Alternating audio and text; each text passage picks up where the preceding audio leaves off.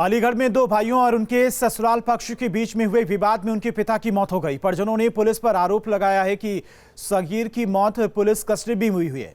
सगीर की मौत के बाद गांव के लोगों ने थाने के बाहर हंगामा किया। मामला थाना चंडौस के गांव जमुनका का है। उधर एसएसपी का कहना है कि झगड़े की सूचना पर पुलिस गई थी।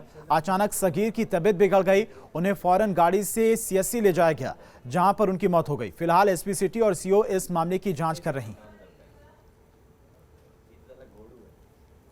सगीर जो कि लगभग 55 वर्ष के हैं, इनके दो बेटे हैं जिनकी शादी बुलंदशहर की जमीना और रेशमा से हुई है और इनका कोई आपसी पति पत्नी का विवाद बताया गया, जिसमें जो इनके ससुराल वाले थे वो बुलंदशहर से आज यहाँ आए थे। यह भी बताया गया कि आपस में कोई झगड़ा या मनमुटाव के चलते सूचना पर वहां पर स्थानीय पुलिस गई थी और उसके बाद जो है सगीर जो है इनकी हालत बिगड़ी है और इनको सीएससी ले जाया गया था, जहां पर इनको मृत घोषित किया गया है।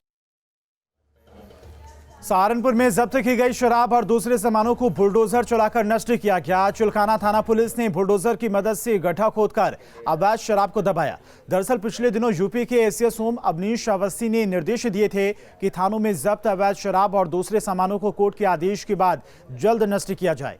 इसी के तहत ये कार्रवाई की गई।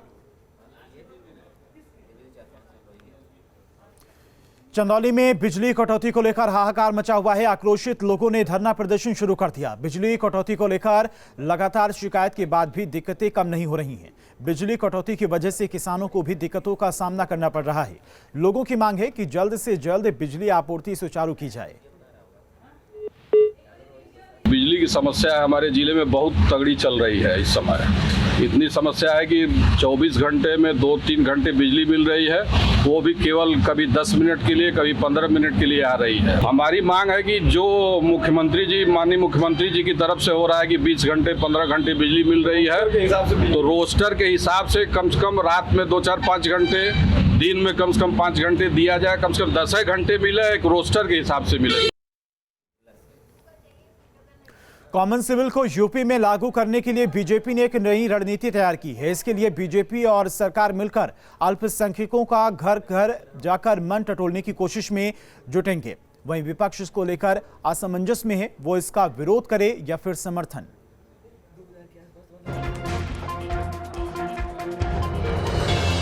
प्रदेश में कॉमन सिविल कोड कैसे लागू हो, इसके लिए सरकार और बीजेपी दोनों ने कदम बढ़ा दिए हैं। यही वजह है कि कुछ दिनों पहले केशव मौर्य ने इसकी वकालत की थी और अब कॉमन सिविल कोड को प्रदेश में जल्द से जल्द लागू करने से पहले बीजेपी ने एक रणनीति बनाई। इस रणनीति के तहत पार्टी के पदाधिकारी, कार्यकर्ताओं के साथ ही सरकार के तमाम नुमाइंदे अब लोगों को इसके फायदे बताएंगे। सरकार का फोकस अल्पसंख्यक इलाकों पर ज्यादा है।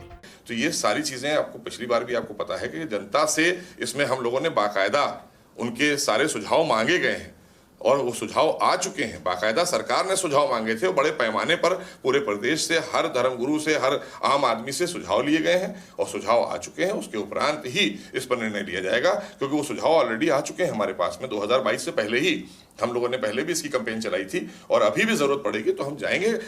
एक तरफ सरकार कॉमन सिविल कोड को सूबे में लागू कराने के लिए अल्पसंख्यकों को समझाने की कोशिश शुरू करेगी, तो वहीं कई सियासी दल इस पर खुलकर अपना पक्ष रखने से कतरा रहे हैं। कॉमन सिविल कोड जो भारतीय जनता पार्टी एक मजहब को टारगेट करके थोपना चाहती है, वो कॉमन सिविल कोड की हम लोग नहीं बात करते हैं।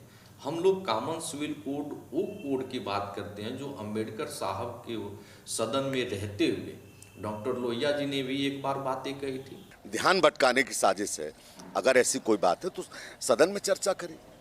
सदन में चर्चा से सरकार भागती है लगातार और यही कारण है कि ध्यान भटकाने की योगी सरकार की साजिश है।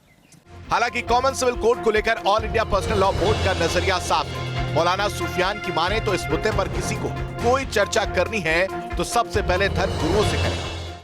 और कॉमन सिविल कोड न तो इसका कोई ताल्लुक आम इंसानों से है, आम हिंदुस्तानियों से है, और ना तो इससे कोई आम सहूलतों और आम मसाइल का समाधान होने वाला है।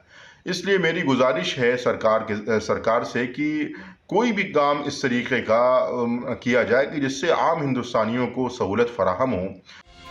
कुछ दिन पहले शिवपाल यादव ने कॉमन सिविल कोड का समर्थन कर सियासी हलकों में सनसनी फैला दी थी। हालांकि बीजेपी का इस पर रुख साफ है और अब सरकार इसको लेकर अल्पसंख्यकों का भ्रम दूर करने की तैयारी में।